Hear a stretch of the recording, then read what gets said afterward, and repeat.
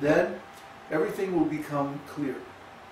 We should not hear from people who are simply academics or professional reciters or impersonalists or sectarian religionists, because they're not in love with Krishna. See? We should only hear from someone who's in love with Krishna. And when they speak, that love comes out through their words, and then it can also enter our hearts, and we become like that. So that hearing process is very, very important. And that's why we're doing this live streaming and all like that, because this is the best kind of a hearing process. You're hearing the words exactly as we speak them. And because of this, that gives more potency, more effectiveness to the words. So now I guess it's about time for questions. And we have on the chat. No questions. So. Nobody's quite, well, if I ask, they'll give some questions. Okay. How many people are signed up? Is it the FPS 12? FPS is the frames per second of the video.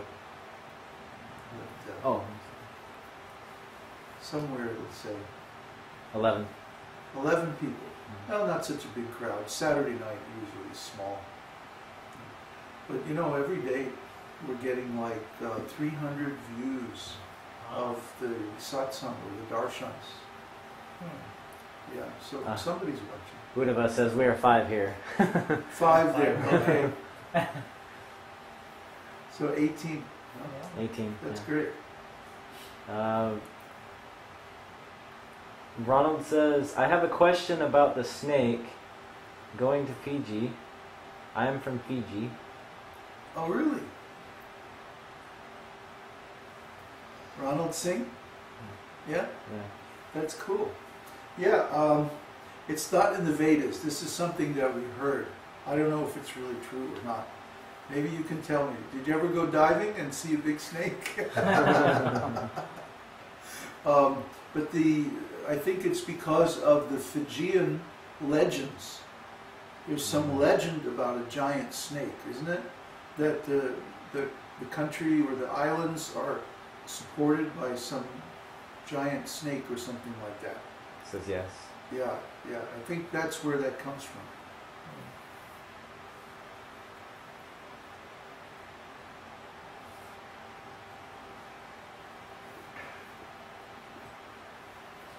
You see, in many parts of the world, the legends or creation stories have some portion of the Vedic creation. The full story is given in Śrīmad-Bhāgavatam, in the 3rd and parts of the 4th canto. And then the cosmos that's created is described in detail in the 5th canto. So devotees should read that. It's a very rich, very deep story. Okay, Luciano asks, why can't we eat grains in Ekadashi? Because on Ekadashi, the moon and the sun make a 135-degree angle. Like if this is the sun, then the moon is over here, and the angle subtended is 135 degrees. And it's called a quincunx aspect. And the phase of the moon is called the gibbous, or gibbous, I'm not sure how it's pronounced in English. But anyway, it's the 13th day of the moon. The moon, as it goes around the sun, it takes 27 days, almost 28 days. And each one of those days is called a nakshatra. Just like the sun takes 12 months to go around the sun. The earth takes 12 months to go around the sun. And so there are 12 phases of the sun. And these are the astrological signs, the rashis. But the moon takes 27 days, so there are 27 nakshatras, which are the moon signs. So Vedic astrology is a combination of both the movements of the sun and the moon. It's very scientific, because the sun maybe influences the ego, but the moon influences the heart more, like that. So the birth time, the rising, the constellation that's rising, or the nakshatra that's rising at the moment of birth, this gives a lot of information about the person. And the position of the moon, what in particular nakshatra, also gives that information. So these different angles between the sun and the moon, some are auspicious and some are inauspicious in certain ways. So the angle of 135 degrees, or what's the opposite? 25 degrees on the other side? Yeah. These, yeah, 25 degrees on the reciprocal angle. On the other side, during these angles of the moon and the sun, the grains become filled with sinful reaction. And so, if we take grains during that time, then they will release their toxins into the body. But what we do in Ekadashi, especially if we fast, I'm not very austere. I hardly ever really fast on Ekadashi. But some people, strangely enough, they're very skinny people usually. I don't know why. But they fast on Ekadashi. They don't eat anything all day.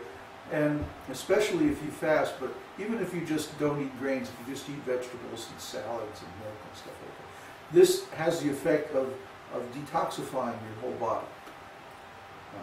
And in addition, in India especially, they'll stay up all night and chant, or watch, Kathakali and Bharatanatyam, or there's some devotional music or chanting or something like that. And this is a wonderful way to become purified from all sinful reactions.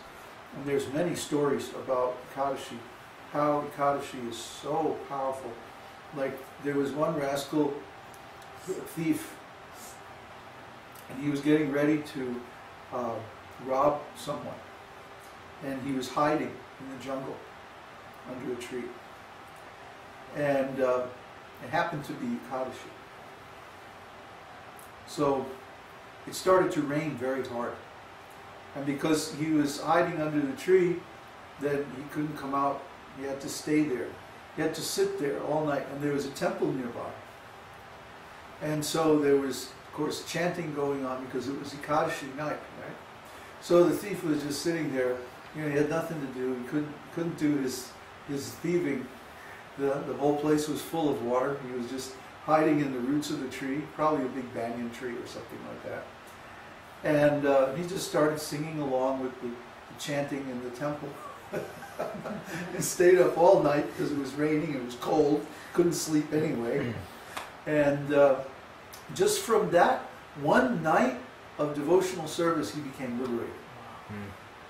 There's so many stories like this, especially in the Vishnu Purana, Padma Purana, and even there's a few in the Śrīmad-Bhāgavatam, how just one night or one day of intense devotional service is enough to grant liberation. So, of course, probably he had some pious activities in the previous life or something like that. There's always some history to these things. But we do see that devotees that practice these intense kind of austerities, they make a lot of advancement very quickly. It's like you get what you pay for. You get out of it, the devotional service, what you put into it. Again, ye yata man prapadyante, Krishna says. Yeah. So, like we found when we were buying video gear and electrical equipment, computers and stuff like that, we always buy the top of the line stuff, professional gear. Why? It's not because we're like into bling or something like that.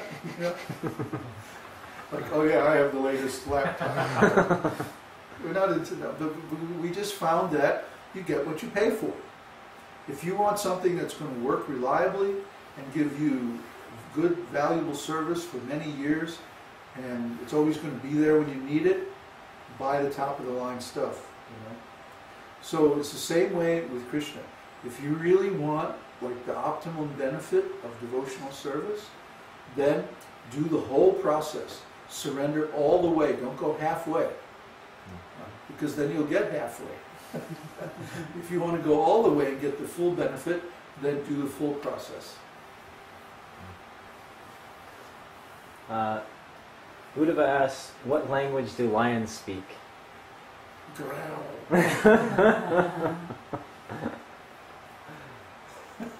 You knew that already. Peter says, Nishimangari. Stop speculating. It's called growl. Gar. You have to pronounce it properly.